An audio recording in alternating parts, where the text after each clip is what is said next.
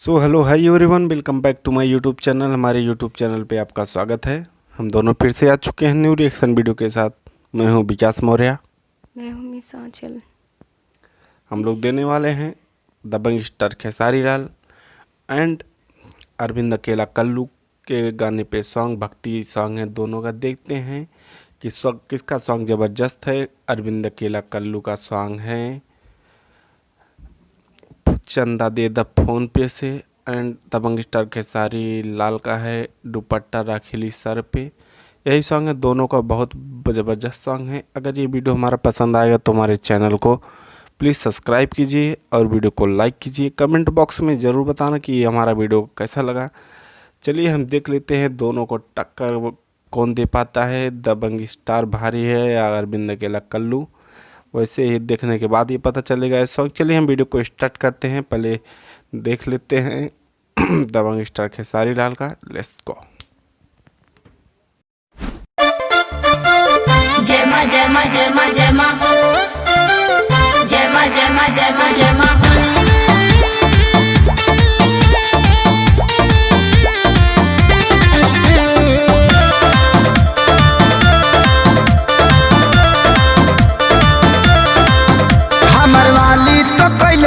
रात बाड़ी उ तो भूखे रहत दिनों रात बाड़ी।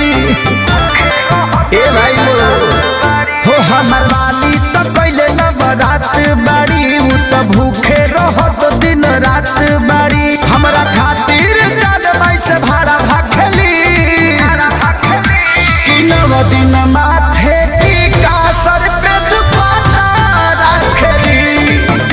कि नव दिन माथे टीका सर पे दुपट्टा रखेली।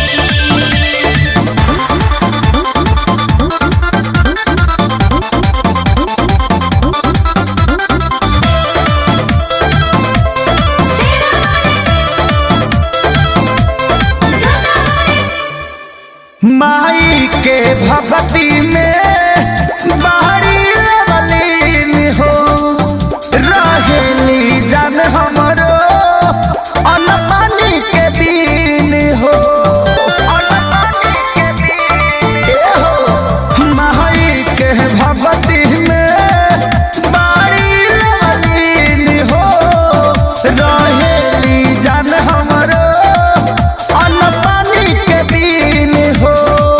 मैया ओरी देखली कतही न ताकेली कि नव दिन माथे टीका सर पे दुपट्टा रखेली। कि नव दिन माथे टीका सर पे दुपट्टा रखेली। जय मां जय मां जय मां जय मां जय मां जय मां जय मां जय मां।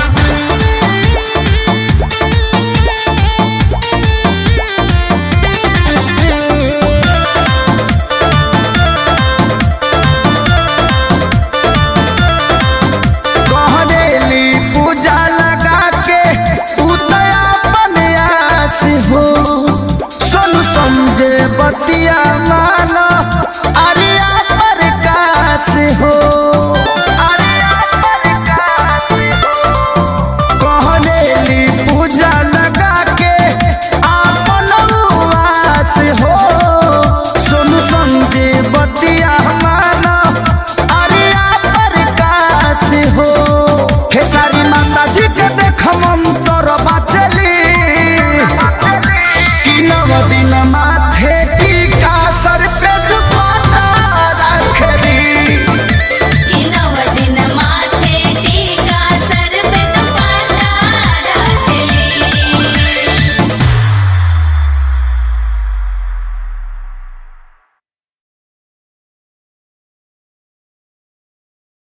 अगर ये वीडियो हमारा पसंद आएगा तो हमारे चैनल को प्लीज़ सब्सक्राइब कीजिए।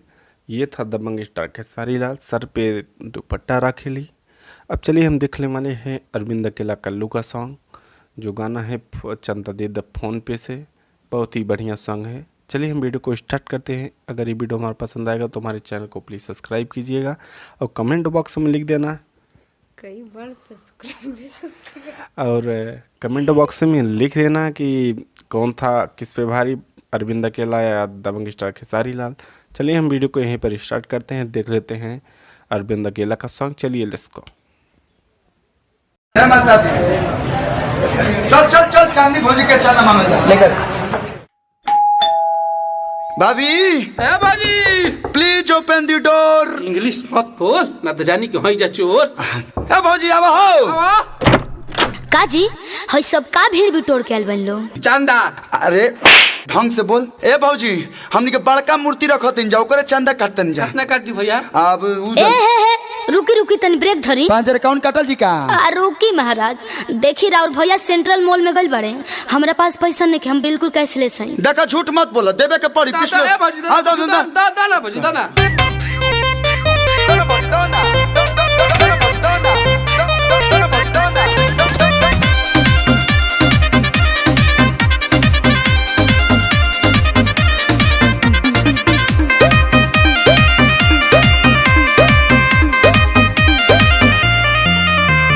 चंदा में धंधा कवन बाड़ कइले, बक्सर से आरा तू बाड़ा ही लइले। साथ में छपल बा बागी बलिया। अरे चंदा में धंधा कवन बाड़ कइले, बक्सर से आरा तू बाड़ा ही लइले।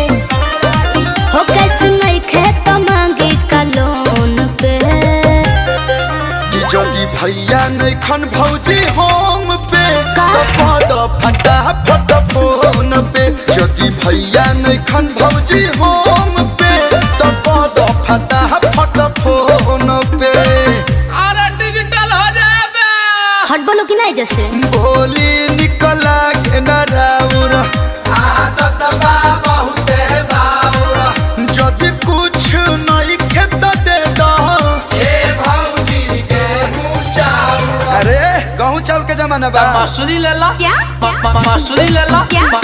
मसूरी ले ला। कुछ भी बोलते फूटी कौड़ी नहीं खे को रुपहिया। अच्छा। सब धरी ले ले बड़े तोहार भैया। बार कोड लेके आइल बानी, असही ना पगल आइल बानी। अच्छा। कॉलोनाइज कोइन भौजी हो खाना बेचैन भौजी।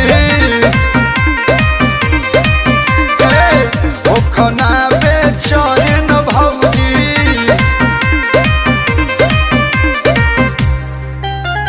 बानी परेशान अब कर जन हराम। बाहर चल बस रुपया चुपचाप धोलना। साफ कंजूसे बड़ू का तो का करी? तो सुना ए भौजी हो, भैया से ट्रांसफर करवाई दाना हो।